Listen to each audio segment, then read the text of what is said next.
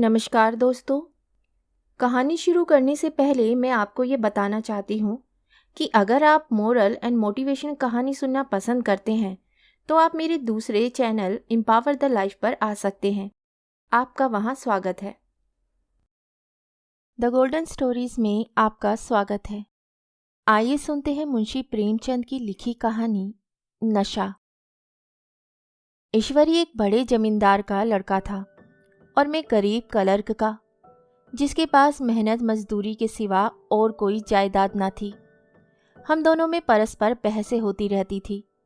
मैं जमींदारी की बुराई करता, उन्हें हिंसक पशु और खून चूसने वाली जोंक और वृक्षों की चोटी पर फूलने वाला बंझा कहता। वे जमींदारों का पक्ष लेता और वृक्षों की चोटी पर फूलने वाला धंधा कहता। वे जमींदारों का पक्ष लेता, पर संभवतः उसका पहलू कुछ कमजोर होता था, क्योंकि उसके पास जमींदारों के अनुकूल कोई दलील न थी। वे कहता कि सभी मनुष्य बराबर नहीं होते, छोटे बड़े हमेशा होते रहेंगे। लचर दलील थी। किसी मनुष्य या नैतिक नियम से इस व्यवस्था का औचित्य सिद्ध करना कठिन था। मैं इस वाद विवाद की गर्मी में अक्सर तेज हो जाता और लगने वाली बात कह जाता, लेकिन ईश्वरीय हार कर भी मुस्कुराता रहता था। मैंने उसे कभी गर्म होते नहीं देखा। शायद इसका कारण यही था कि वह अपने पक्ष की कमजोरी समझता था।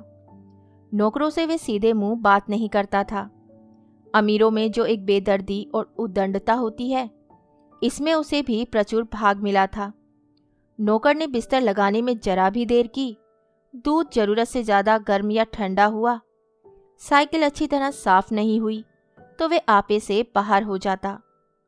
सुस्ती या बदतमीजी उसे जरा भी बर्दाश्त न थी, पर दोस्तों से और विशेषकर मुझसे उसका व्यवहार सौहार्द और नम्रता से भरा हुआ होता था।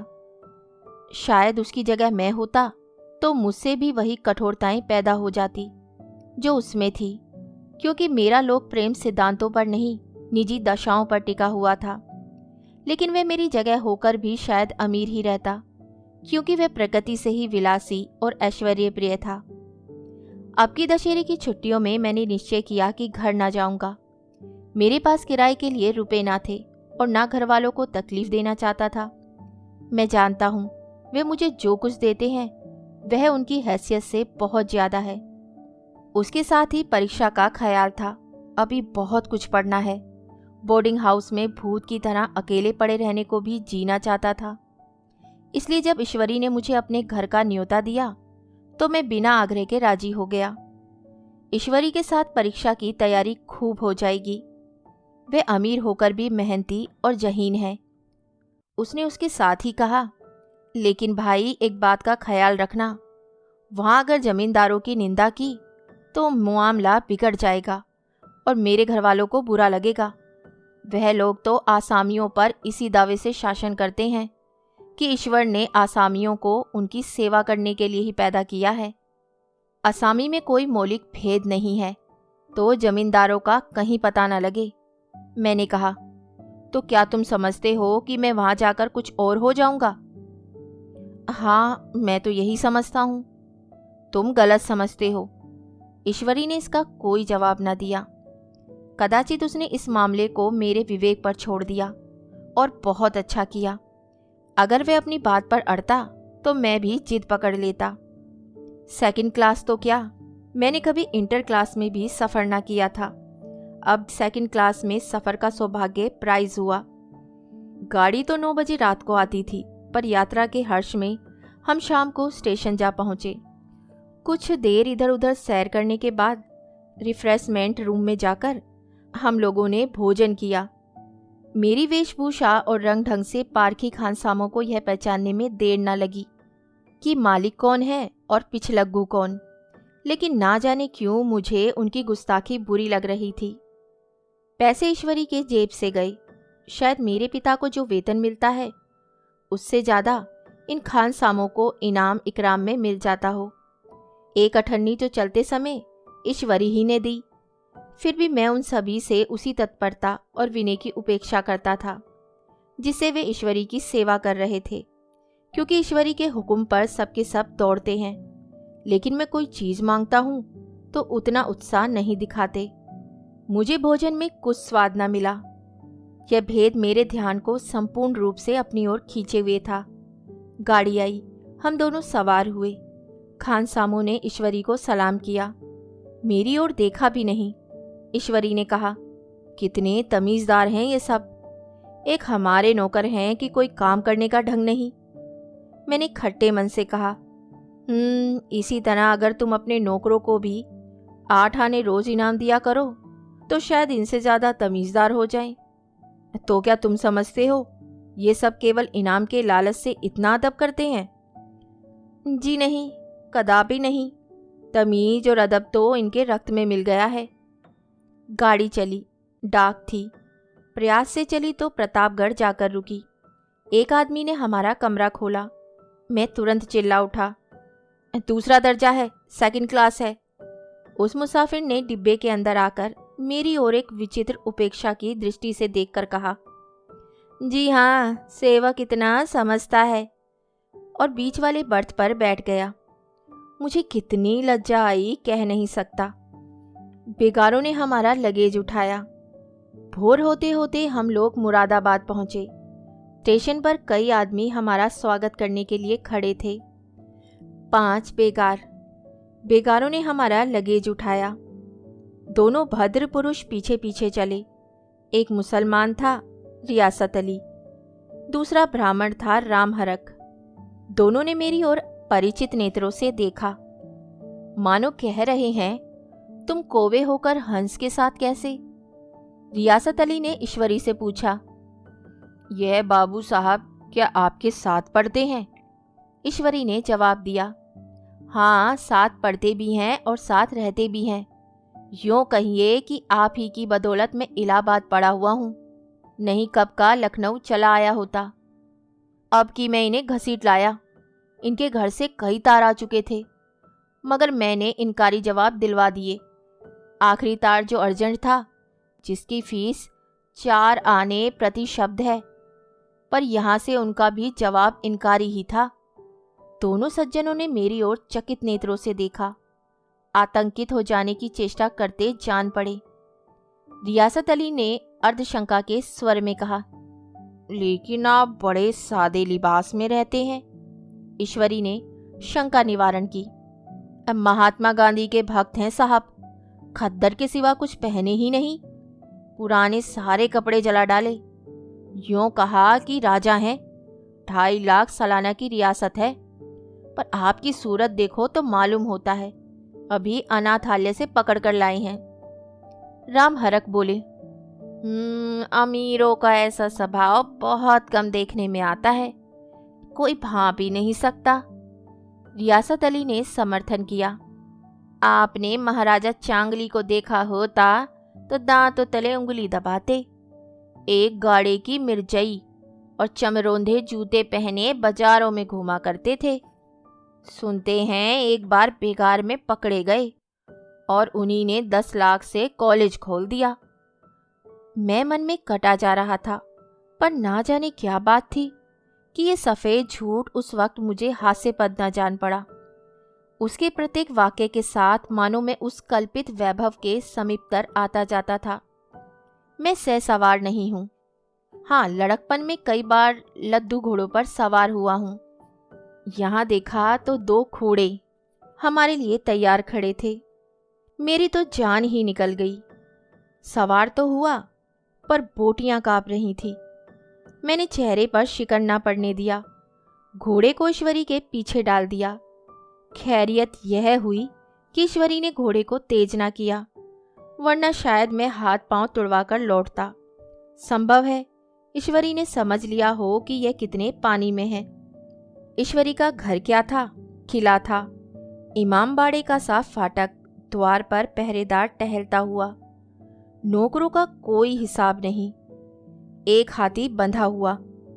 ईश्वरी ने अपने पिता, चाचा, ताऊ आदि सब से मेरा परिचय कराया, और इसी अतिशयोक्ति के साथ ऐसी हवा बांधी कि कुछ ना पूछिए। नौकर चाकर ही नहीं, घर के लोग भी मेरा सम्मान करने लगे। देहात के जमींदार, लाखों का मुनाफा मगर पुलिस कांस्टेबल को अफसर समझने वाले। कई महाशय तो मुझे हुजूर हुजूर कहने लगे। जब जरा एकांत हुआ तो मैंने ईश्वरी से कहा, तुम बड़े शैतान हो यार, मेरी मिट्टी क्यों पलीत कर रहे हो? ईश्वरी ने दृढ़ मुस्कान के साथ कहा, अरे इन गधों के सामने यही चाल जरूरी थी, वरना सीधे मुंह बोलते भी नहीं। जरा देर के बाद नाई हमारे पांव दबाने आया। कुंवर लोग स्टेशन से आए हैं, थक गए होंगे। ईश्वरी ने मेरी ओर इशारा करके कहा, पहले कुंवर साहब के पांव दबा। मैं चारपाई पर लेटा हुआ था। मेरे जीवन में ऐसा शायद ही कभी हुआ हो कि किसी ने मेरे पांव दबाए हों। मैं इसे अमीरों के चोचले, रईसों का गधापन और बड़े आदमियों की मुठमर्दी और जाने क्या क्या कहकर ईश्वरी का परिहास किया करता। और आज मैं पोतड़ों का रईस बनने का स्वांग भर रहा था। इतने में 10 बज गए। पुरानी सभ्यता के लोग थे। नई रोशनी अभी केवल पहाड़ की चोटी तक पहुंच पाई थी। अंदर से भोजन का बुलावा आया। हम स्नान करने चले। मैं हमेशा अपनी धोती खुद छांट लिया करता हूँ, मगर यहाँ मैंने ईश्वरी की ही भांति अपनी धोती भी छोड़ दी। अपने हाथों अपनी धोती छाटते शर्म आ रही थी। अंदर भोजन करने चले। हॉस्टल में जूते पहले मेज पर जा डटते थे, यहाँ पांव धोना आवश्यक था। कहार पानी लिए खड़ा था। ईश्वरी ने पांव बढ़ा दिए। कहार ने उसके पांव धोए। मैंने भी पांव बढ़ा दिए। कहार ने मेरे भी पांव धोए। मेरा वह विचार ना जाने कहाँ चला गया था। सोचा था वहाँ देहात में एकाग्र होकर खूब पढ़ेंगे, पर यहाँ सारा दिन सैर सपाटे में कट जाता। कहीं नदी में बजरे पर सैर कर रहे हैं, कहीं मछलियों या चिड़ियों का शिकार खेल रहे हैं, कहीं पहलवानों की कुश्ती देख रहे हैं, कहीं शतरंज पर जमे हैं। ईश्वरी खूब अंडे मंगवाता और कमरे में स्टोव पर ऑमलेट बनते। नौकरों का एक जत्था हमेशा घेरे रहता। अपने हाथ पांव हिलाने की कोई जरूरत नहीं, केवल जबान हिला देना काफी है। नहाने बैठो तो आदमी नहलाने को हाजिर, लेटो तो आदमी पंखा जलने को खड़े। महात्मा गांधी का कुंवर चेला मशहूर था। भीतर से बाहर तक मेरी धाक थी। नाश्ते में जरा भी देर ना होने पाए, कहीं कुंवर साहब नाराज ना हो जाए, बिछावन ठीक समय पर लग जाए। कुंवर साहब के सोने का समय आ गया। मैं ईश्वरी से भी ज्यादा नाजुक दिमाग बन गया था, या बनने पर मजबूर किया गया था। ईश्वरी अपने हाथ से बिस्तर बिछा ले, लेकिन कुंवर मेहमान अपने हाथों कैसे अपना बिछावन बिछा सकते हैं? उनकी महानता में बट्टा ना लग जाएगा। एक दिन सचमुच यही बात हो गई। ईश्वरी घर में था। शायद अपनी माता से कुछ बातचीत करने में देर हो गई। यहाँ 10 बज गए। मेरी आंखें नींद से छपक रही थी, मगर बिस्तर कैसे लगाऊं? कुंवर जो ठहरा। कोई 11:30 बजे मेहरा आया। बड़ा मुंह लगा नौकर था। घर के धंधों में मेरा बिस्तर लगाने की उसे सुधि ही ना रही। अब जो याद आई तो भागा हुआ आया। मैंने ऐसी डांट बताई कि उसने भी याद किया होगा। ईश्वरी मेरी डांट सुनकर बाहर निकल आया और बोला, तुमने बहुत अच्छा किया। ये सब हरामखोर इसी व्यवहार के योग्य हैं। इसी तरह ईश्वरी एक दिन एक जगह दावत में गया हुआ था। शाम हो गई, मगर लैंप मेज पर रखा हुआ था। दिया सलाई भी थी, लेकिन ईश्वरी खुद कभी लैंप नहीं जलाता था। फिर कुंवर साहब कैसे जलाएं? मैं झुंझला रहा था। समाचार पत्र आया रखा हुआ था। जी उधर लगा हुआ था, पर लैंप नदारद। देवयोग से उसी वक्त मुंशी रियासत अली आ निकले। मैं उन्हीं पर उबल पड़ा। ऐसी फटकार बताई कि बेचारा उल्लू हो गया। तुम लोगों को इतनी फिक्र भी नहीं कि लैंप तो जलवा दो? मालूम नहीं ऐसे कामचोर आदमियों का यहाँ कैसे गुजर होता है। मेरा यहाँ घंटे भर निर्वाणा हो। रियासत अली ने कांपते हुए हाथों से लैंप जला दिया। वहाँ एक ठाकुर अक्सर आया करता था।